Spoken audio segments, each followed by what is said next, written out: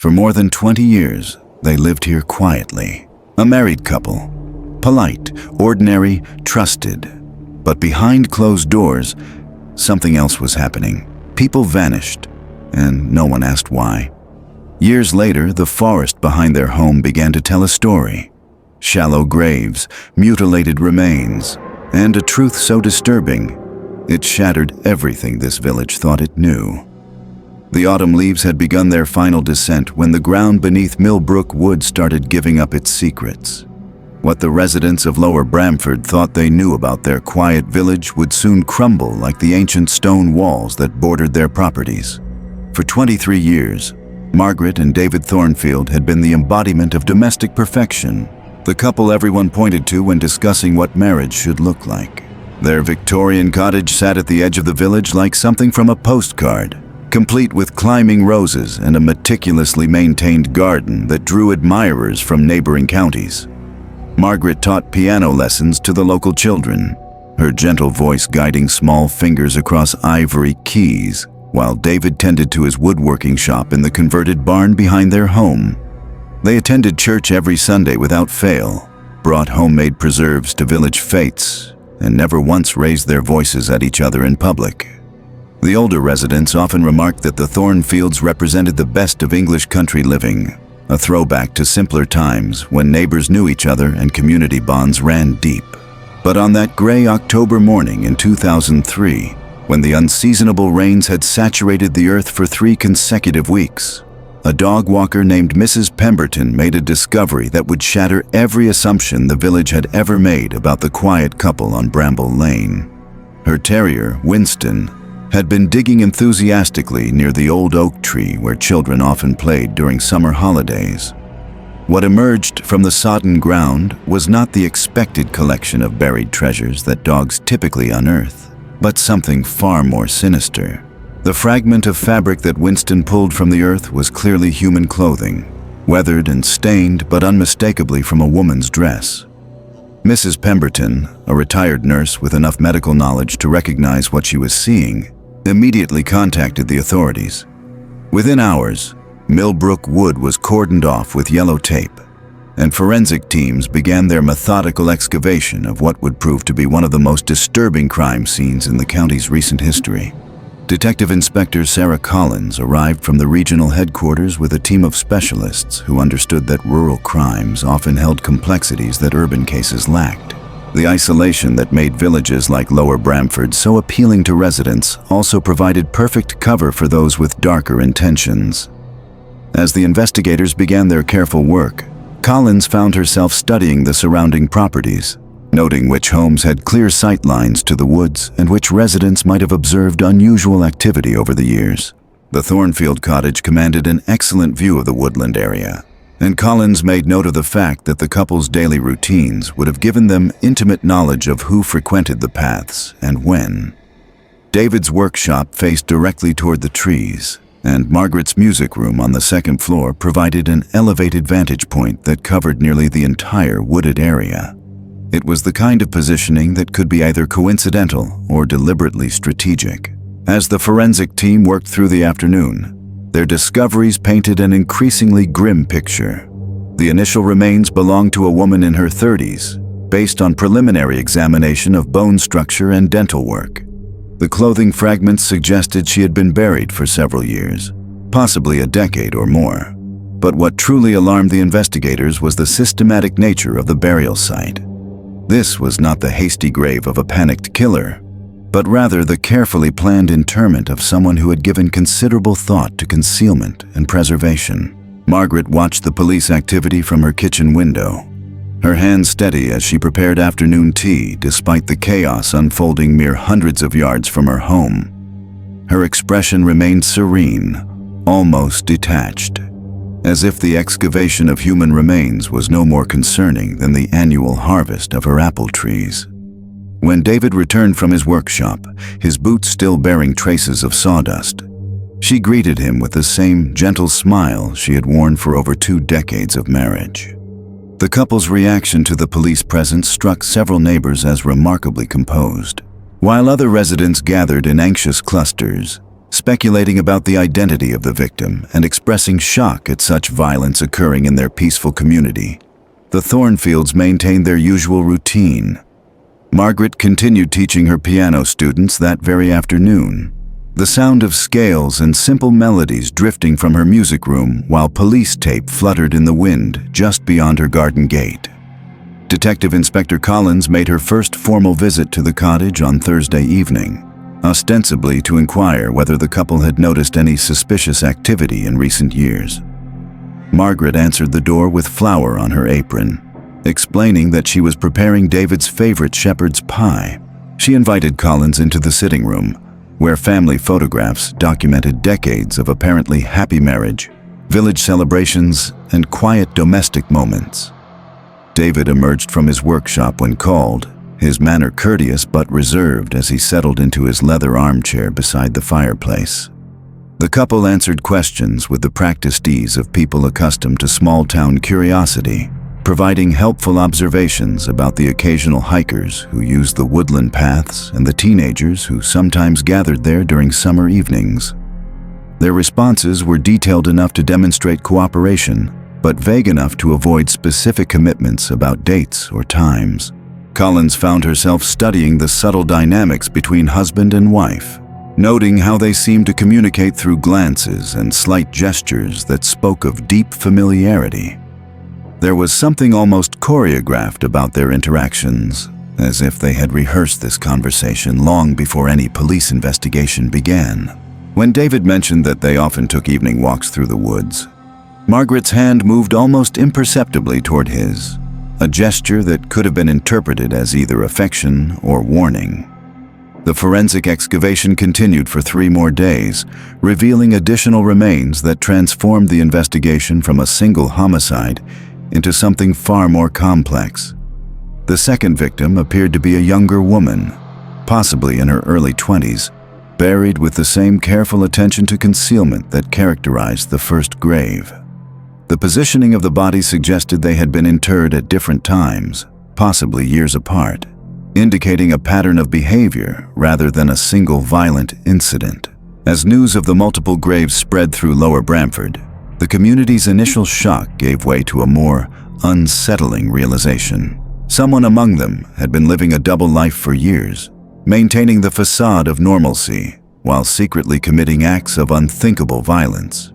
The killer was not some transient predator who had passed through their village, but rather someone who attended their church services, shopped in their local stores, and participated in their seasonal celebrations. Margaret continued her piano lessons throughout the investigation, her students arriving punctually for their scheduled appointments despite the police presence in the neighborhood. Parents who might have been expected to keep their children away from the area seemed reassured by Mrs. Thornfield's calm demeanor and the obvious normalcy of her routine. If she was concerned about the murders, she certainly showed no signs of fear or anxiety that might suggest she felt personally threatened by whatever monster lurked in their midst. The third body emerged on Monday morning, this one bearing evidence of having been buried more recently than the others. The victim appeared to be a middle-aged man, his remains showing signs of careful preparation that suggested the killer had grown more confident and methodical over time.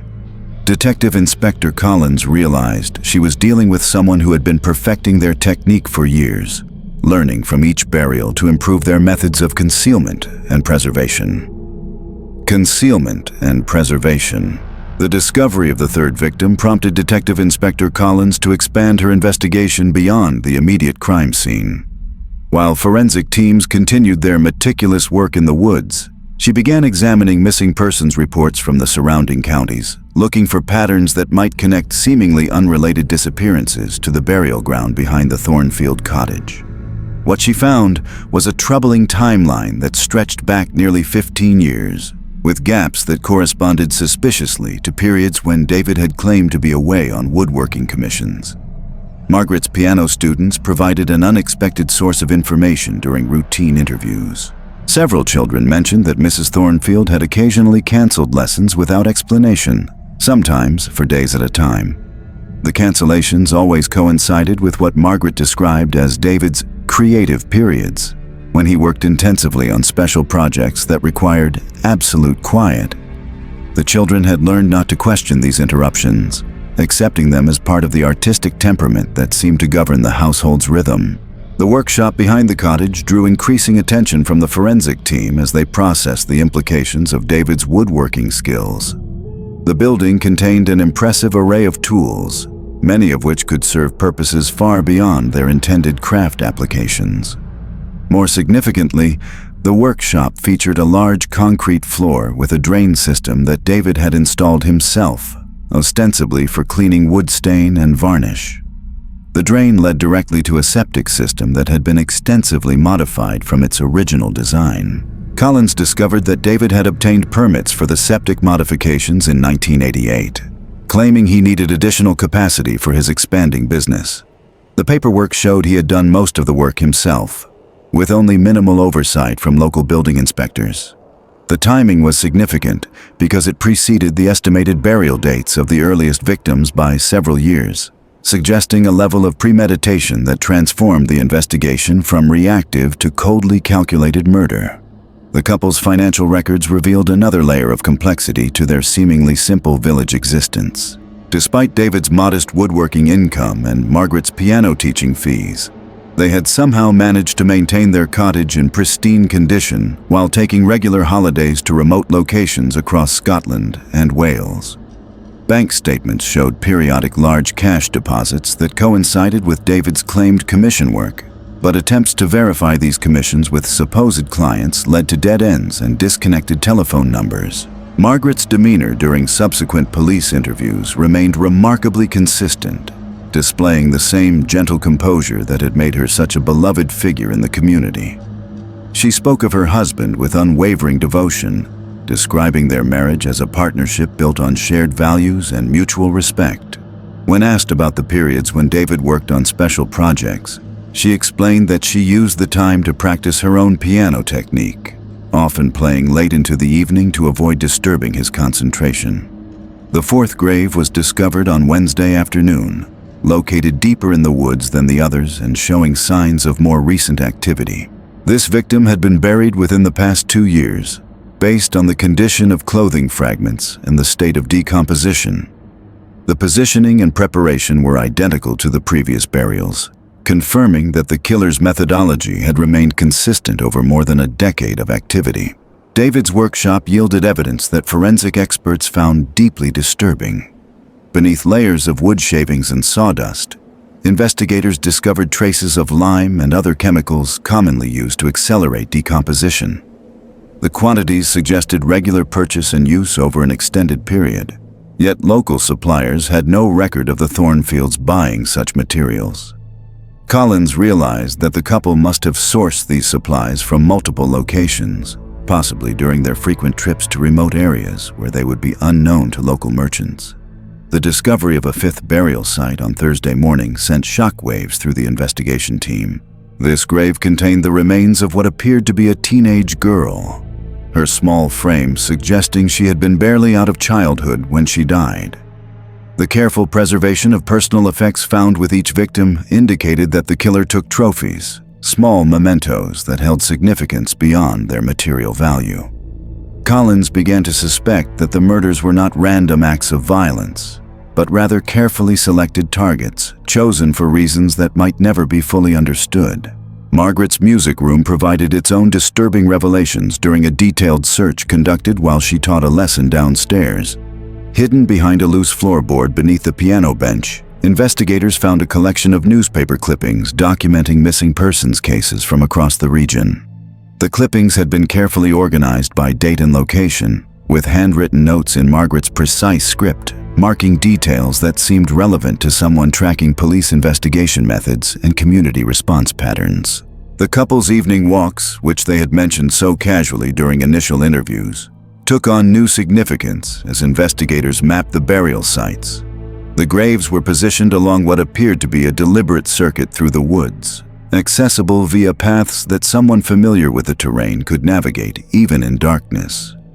The spacing between burial sites suggested careful planning to avoid detection while maintaining easy access for the perpetrators to visit their victims. Collins discovered that the Thornfields had lived in their cottage since 1985, arriving as newlyweds with impeccable references from David's previous employer and glowing recommendations for Margaret's musical abilities. The couple had integrated seamlessly into village life, volunteering for local charities and participating in community events with enthusiasm that never wavered over nearly 2 decades. Their apparent devotion to each other and their consistent presence in village affairs had created a shield of respectability that protected them from suspicion, even as people began disappearing from surrounding areas. The workshop's tool collection included several items that forensic experts identified as having potential secondary uses beyond woodworking. A bone saw purchased ostensibly for cutting through thick timber showed microscopic traces of human material, despite David's claims that it had never been used on anything but wood. Similarly, a collection of surgical-grade knives, which David explained as necessary for detailed carving work, bore evidence of having been used for purposes that extended far beyond artistic endeavors. Margaret's piano teaching schedule provided perfect cover for the couple's activities, with lessons spread throughout the week creating natural alibis and ensuring regular contact with community members who could vouch for their presence. The music itself served another purpose, masking sounds that might otherwise have attracted unwanted attention from neighbors. Collins realized that the gentle melodies drifting from the cottage had provided acoustic camouflage for activities occurring in the workshop just yards away. As the investigation entered its second week, a disturbing pattern emerged from the analysis of personal effects found with the victims. Each person had been carrying identification that suggested they were travelers or individuals who might not be immediately missed by local communities. The killer or killers had targeted people whose disappearances would initially be attributed to voluntary departure rather than foul play, buying precious time before any serious search efforts began. The cottage itself revealed modifications that spoke to long-term planning and preparation. Soundproofing materials had been installed in the basement using techniques that suggested professional knowledge of acoustic engineering. The basement accessed through a door hidden behind Margaret's extensive collection of sheet music, contained facilities that could only be described as purpose-built for restraining and monitoring captives over extended periods. Detective Inspector Collins found herself confronting the possibility that she was dealing with not just multiple murders, but a sophisticated operation that had been perfecting itself for years. The evidence suggested that Margaret and David Thornfield had transformed their idyllic cottage into a carefully disguised killing ground, using their reputation as the village's perfect couple to deflect suspicion while they systematically selected, captured, and disposed of victims who had the misfortune to cross their path. The final piece of the puzzle emerged when investigators discovered Margaret's detailed journals hidden within the piano itself, accessible only by removing specific keys in a sequence that revealed a secret compartment. The entries, written in her careful handwriting, documented not just the murders themselves, but the psychological satisfaction the couple derived from their activities. The journals revealed that what the community had interpreted as marital devotion was actually a shared addiction to violence, a bond forged not through love, but through collaborative evil that had sustained them for over 15 years of killing. The journals contained meticulous records of each victim's final days, written with the same careful attention Margaret applied to her music lesson plans. She documented their captives' reactions to various stimuli, their attempts at escape, their gradual realization that no rescue would come. David had contributed technical notes about disposal methods and burial techniques, treating their victims like components in an elaborate woodworking project that required precision and patience. What disturbed Detective Inspector Collins most was not the clinical detachment with which the murders were described, but the genuine affection the entries revealed between husband and wife. Margaret wrote lovingly of David's innovation in constructing restraint systems, while David praised Margaret's psychological insights into victim behavior. Their partnership in murder had clearly strengthened their marriage rather than straining it, creating an intimacy built on shared secrets that no conventional couple could match. The basement modifications dated back to 1987, just 2 years after the couple's arrival in Lower Bramford. The timing suggested that their murderous activities had begun almost immediately after settling into village life, rather than developing gradually over time. Collins realized that the Thornfields hadn't become killers after moving to the cottage. They had specifically chosen Lower Bramford as the perfect location to pursue activities they were already committed to continuing. A review of property records revealed that David had researched dozens of rural properties before selecting their cottage, focusing specifically on homes with extensive wooded land and minimal oversight from local authorities. The Millbrook Wood location provided everything they needed: isolated burial sites, natural sound barriers, and a community trusting enough to accept newcomers without excessive scrutiny. Their choice of Lower Bramford had been as calculated as everything else they did. Margaret's teaching schedule showed another layer of strategic thinking that chilled Collins to contemplate. The music lessons weren't just convenient cover for their activities. They served as a recruitment system for identifying vulnerable individuals. Parents who struggled financially often mentioned their difficulties while arranging payment plans for their children's lessons. Margaret had used these conversations to compile detailed profiles of family situations, financial pressures, and social connections that helped identify potential victims who wouldn't be immediately missed. The workshop's ventilation system revealed modifications that went far beyond what woodworking required. David had installed industrial-grade air filtration equipment capable of eliminating odors that might attract attention from neighbors or passing hikers.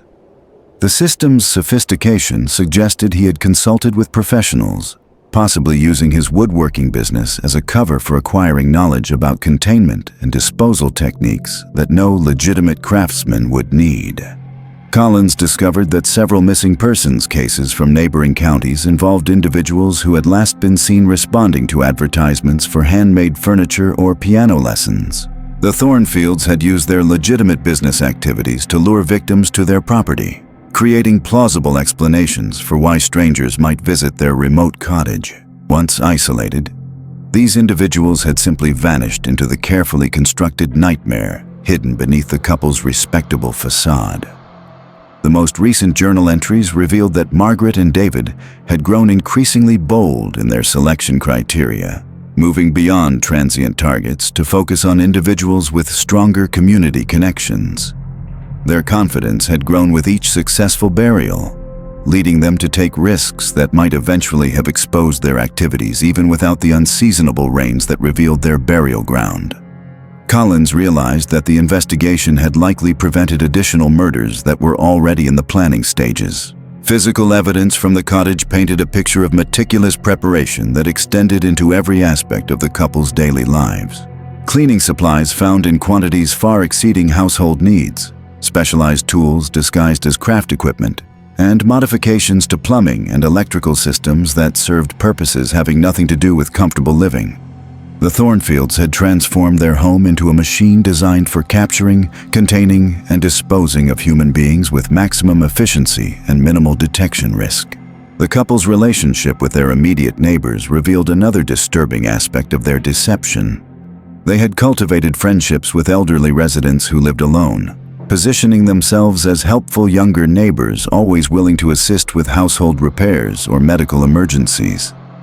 Collins suspected these relationships provided opportunities to monitor who might notice unusual activities around their property, while also identifying additional potential victims among the village's most vulnerable residents. Margaret's piano students unknowingly provided alibis for the couple's activities, their parents noting how Mrs. Thornfield never missed lessons even during family emergencies or illness. The consistency they admired was actually evidence of careful planning, with the couple scheduling their murders around lesson times to ensure multiple witnesses could vouch for their presence and normal behavior.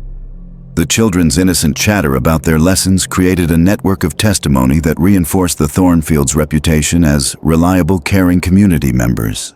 The discovery of audio recording equipment hidden throughout the cottage suggested that Margaret and David documented their victims' experiences for later review. The recordings, stored in a climate-controlled cabinet disguised as sheet music storage, contained hours of material that investigators found too disturbing to process completely. The couple had treated their murders as performances to be preserved and studied, analyzing their techniques like directors reviewing film footage to improve future productions.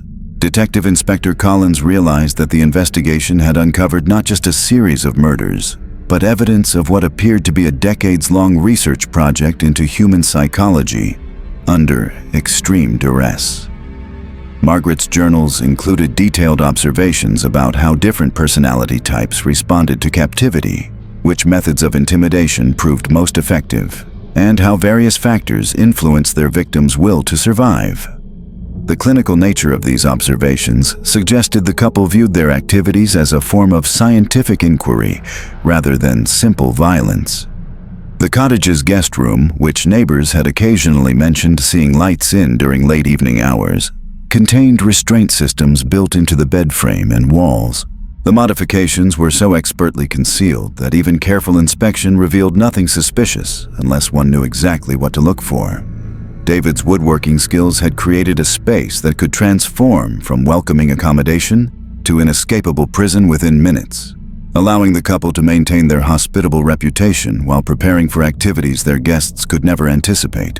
Financial analysis revealed that the Thornfields had profited from their victims in ways beyond the psychological satisfaction documented in Margaret's journals. Personal items, jewelry, and cash taken from their captives had been systematically converted to untraceable assets through a network of dealers across Scotland and Wales. The couple's regular holidays to remote locations served as opportunities to dispose of evidence while building relationships with merchants who asked no questions about the origins of valuable items offered for sale. The basement's sophisticated climate control system had preserved evidence that might otherwise have degraded over the years the couple had been operating. Investigators found traces of DNA from at least 12 different individuals, suggesting the true scope of the Thornfields' activities extended far beyond the burial sites discovered in Millbrook Wood. Collins realized that some victims might have been disposed of through methods that left no permanent remains, explaining the gaps in the burial timeline that had initially puzzled the forensic team. Margaret's music room contained sheet music annotated with what initially appeared to be performance notes, but actually served as a coded record-keeping system. Specific pieces corresponded to particular victims, with fingering notations and tempo markings that documented dates, methods, and disposal locations in a format that would appear completely innocent to anyone unfamiliar with the couple's activities. The system's elegance demonstrated the same attention to detail that had made Margaret such an effective piano teacher, applied to purposes that transformed musical notation into an index of human suffering. The arrest of Margaret and David Thornfield sent shockwaves through Lower Bramford that reverberated for years afterward. As investigators compiled evidence from their cottage of horrors, villagers found themselves questioning every interaction they'd ever had with the couple who had seemed so perfectly ordinary. The gentle piano teacher and skilled craftsman had hidden their true nature behind a facade so convincing that even seasoned detectives admitted feeling unsettled by how completely they had been deceived. Perhaps most chilling of all was the realization that somewhere in England today, another perfect couple might be sitting down to afternoon tea, planning their next victim while their neighbors admire their beautiful garden and comment on what a lovely marriage they have.